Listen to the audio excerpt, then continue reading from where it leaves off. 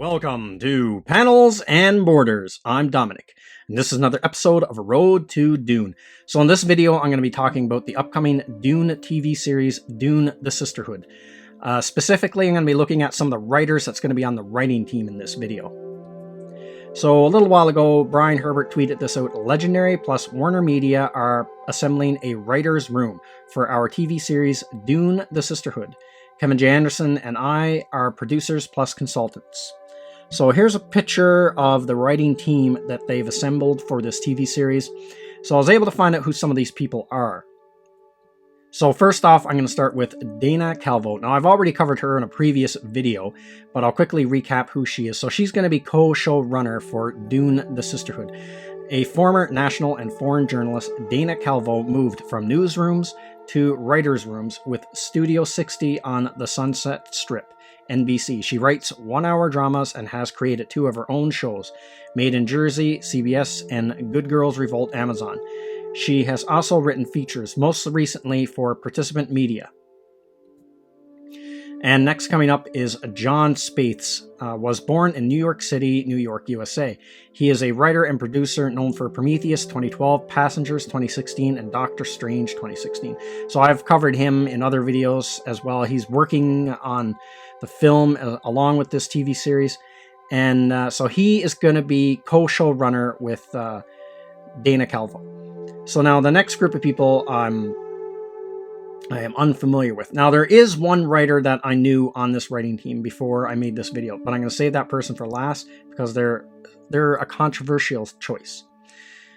So we have, I think the name is pronounced Minhal Baj, is a writer and director. Her feature-length film Hala, about a Muslim teenager coping with the unraveling of her family as she comes into her own, premiered in the U.S. dramatic competition at the 2019 Sundance Film Festival. She has also co-written on TV shows Hulu and BoJack Horseman. Her work has been featured by Los Angeles Times, Nowness, Dazed, Nylon, Spin, Pitchfork, Stereogum, Short of the Week, Director's Notes, Boom, Vimo, and the Hammer Museum in LA. So she's going to be working on the show as well. So now, coming up next is Sarah Carbiner. She is a writer and producer known for You're the Worst 2014, Rick and Morty 2013, and Good Game 2017. So her writing, I've watched a few episodes, I've watched a bit of Rick and Morty, so I'm kind of familiar with that show that she's worked on. Now, up next is Erica Roseby. She is known for her work on You're the Worst 2014, Rick and Morty 2013, and Good Game 2017. So she's worked with the other writer that I've just mentioned. And same thing, her, I have no idea. I've never heard of this writer before. Now, up next is a writer. His name is Jordan Harper. Was born and educated in Missouri. He has been a journalist, film critic, and TV writer. He lives in Los Angeles. He's worked on Gotham, The Mentalist, and also has a full-length novel called She Rides a Shotgun. So I've never watched Gotham, even though I'm a big Batman fan. And I've never watched the TV show The Mentalist either, so I'm unfamiliar with the work of this writer as well. So now let's get to the last person on this list, and this writer I did know before I made this video. And I was surprised when I heard the name, and it's a controversial one. Reza Aslan. So Reza Aslan was born in 1972 in Tehran, Iran. He is a producer and writer known for Rendition 2007, Zealot, The Life and Times of Jesus of Nazareth, and of Kings and Prophets 2016. So he is a controversial figure, Reza Aslan. I became aware of him in a Fox interview I seen. So he was on Fox News and he was debating these journalists, these news anchors, and the subject was female genital mutilation and what countries it happens in. So they were basically, their side argument was it was a very widespread thing, and his counter argument was no, it wasn't. And so the people who he was arguing went against the Fox News people. I don't think they were really prepared, and they didn't research very good, and he made them look really stupid. But then a YouTuber by the name of Dave Pacman, he has a YouTube channel, and his YouTube channel is a political channel, and he's a left-wing progressive. So he took that video and he completely picked apart and destroyed Reza Aslan's argument. He did a video about it, and you know, it actually kicked up quite a stink. He went on other YouTuber channels, and you know, he did a bunch of interviews. People were asking about this.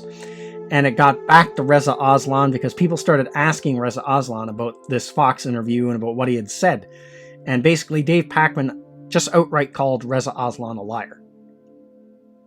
And so the one video I seen where the guy asks about the Fox interview, Reza Aslan just looks up at him and smiles and said, "Oh, you've been watching too much Dave Pacman."